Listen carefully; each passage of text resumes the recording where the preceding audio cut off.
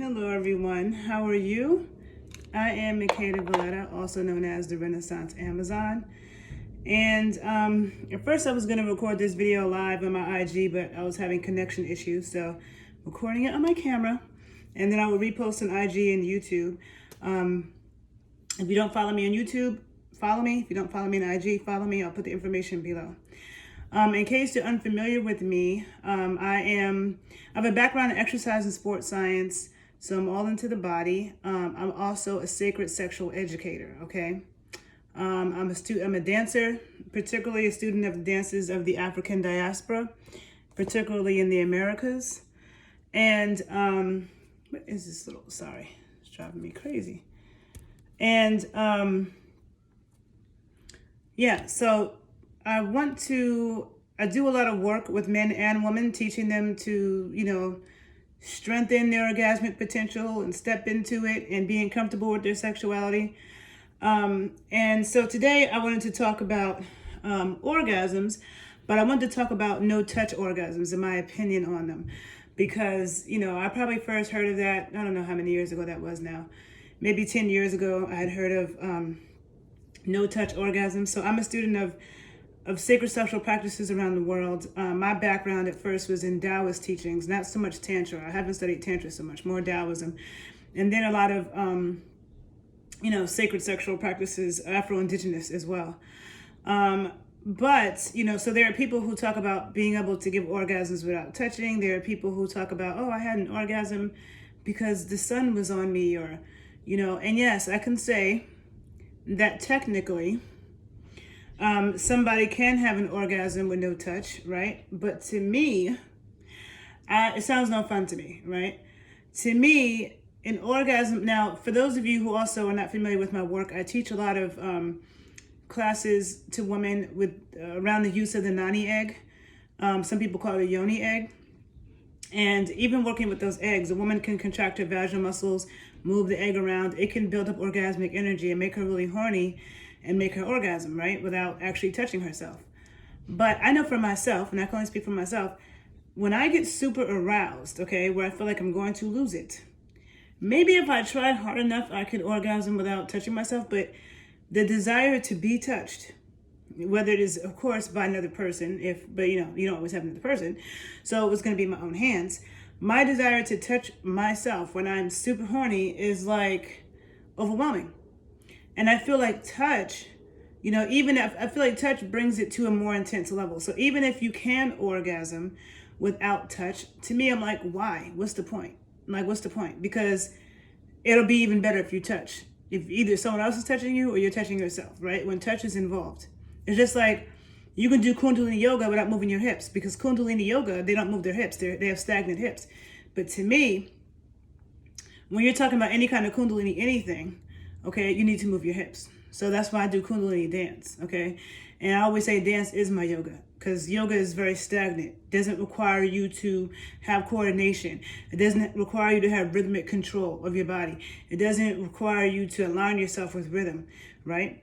Yoga is focused on postures and breathing. Dance is also focused on postures and breathing, but it's focused on postures that move, that are rhythmic, that are coordinated. And also dance is focused on breathing, because trust and believe you can't get through intense dance if you don't know how to breathe properly, okay? So that's why I would say, to me, dance is a step up above yoga, and it's my yoga, right? And so I feel like, doing Kundalini yoga with no hip movement, it's like, okay, I'm not gonna say you're not doing anything, but it'd be a lot more powerful if you activated your hips and moved your hips as you breathed and meditated and moved energy, right? So I feel like with orgasm, it's all about building up chi and life force. Orgasms, sexual energy is our life force energy. Sexual energy fuels our life force and our meridians, and affects our health, And so I feel like I just don't understand what the point is of having a no-touch orgasm. So if anybody out there can tell me what you think the point is of a no-touch orgasm, because again, just because you can do something, to me, doesn't mean that it's the best. So if I'm outside, when I've heard people say that they had an orgasm because of the sun on their clit, I'm like, okay, that sounds great. But if the sun was on my clit and I was super horny, I'm going to touch it. The orgasm is going to be even better. If I massage it in the midst of that, as of just laying there and saying, okay, I'm just going to let the sun do it, I'm sure I can have an orgasm, but it's not going to be as powerful as if I touch it. And it won't be as powerful as if somebody else who's skilled touches it, okay? So let's just be real about sex. I'm just saying. I just had to say that because I hear people talking about these no-touch orgasms, and I'm always just like, it kind of makes me roll my eyes because I'm like, what's the point? Now, I remember 10 years ago when I first heard about it, it was a couple that, a married couple that teaches like Tantra type workshops, and they had done a workshop in Harlem, and they asked me to be a volunteer. The husband was going to demonstrate this no-touch orgasm on me. And I remember it didn't work, but I'm definitely very tuned into my body and my energy. And even at that day, I remember having my egg in, which makes me even more sensitive. And I really was like trying to tune in. He couldn't give me an orgasm with no touch, okay? There are times that I've been super horny and I'm not touching myself, but it makes me go and touch myself. You know, like there are times I've been in the gym working out and I'm like, okay. And there are other women, I'm sure, that have had this experience because a lot of women can get aroused working out in the gym, especially lifting weights. There's times I've had to go to the bathroom and, you know, release one real quick and come back to my workout because the sexual energy was so intense.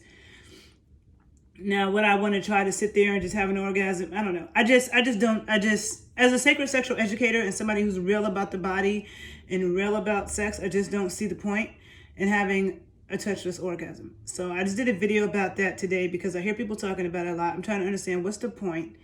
And if somebody could tell me the point, please tell me the point. I'm not saying it's not possible. I'm saying what's the point? Why would you want to do that over being touched? Why would you want to have a no-touch orgasm? That's like, yeah, I'm just trying to understand in what situation, why is it beneficial? I could see if somebody said they don't want to be touched by another person, maybe they don't want to interact with another person's energy, but why wouldn't you touch yourself though? Could somebody explain that? Just a little critical thinking. Orgasms are great. We should have as many orgasms as possible. They definitely build our life force. All right, people. Yeah, I'm going to do another video on the multi-orgasmic man and woman, but I won't do that in this video since this is on no touch. Or maybe I could make it in this video that I'm like, well, I guess I'll keep talking, make it easier. So men and women can both be multi-orgasmic. You know, it's funny because there are people who say that, you know, when a man they separate ejaculation from a man orgasming. I also have mixed feelings about that. So to the men out there, like a man can't have an orgasm without ejaculating, right? But when people say that ejaculation doesn't equal orgasm, I don't know if I'm completely convinced on that. So the question to the men, do you think that when you ejaculate, did you have an orgasm? Have you ever ejaculated when you weren't having an orgasm? I'm going to ask this question to the men because a lot of times I hear women speaking on this. And I have heard men say it too. So I don't know. Any man who feels like when you ejaculate, you're not Any man who feels like you have ejaculated before or you can ejaculate without having an orgasm, please tell me. Because I tend to think that most of the time when men ejaculate, they are orgasming, right? Now, even though people say that they're two separate things, I don't necessarily agree with that. I do think that a man can orgasm without ejaculating. Now, this whole thing about semen retention, which is taught to men out of Taoist practices, has to do with the fact that, you know, men ejaculating can drain their energy. So there's like a lot of semen retention stuff that's taught. And some people take it very far. I've taught those things to men. And I think that there are times when it's really important, especially when a man has certain health problems.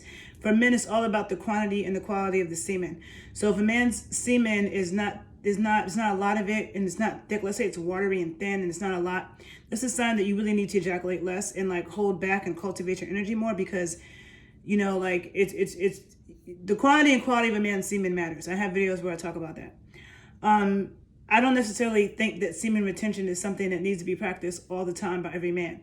I do think that there are certain situations, and I'll do another video specifically on that, so I won't get too much into that right now.